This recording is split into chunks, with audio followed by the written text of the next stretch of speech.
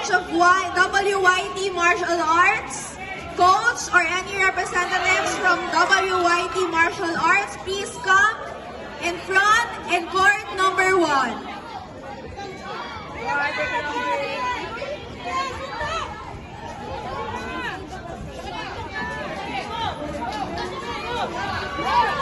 Game is about to start in court number 1 with players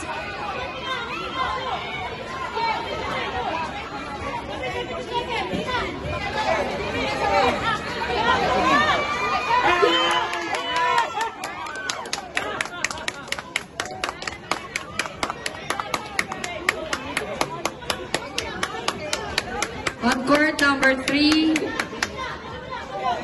We have Adriana Nunez for Meridian and Kadawe Katama of RTA. In court number 2, gold is awarded to Brendan Casey Mendoza from School of St. Anthony and silver for Brent Gabe Reyes from Cruza Taekwondo Academy.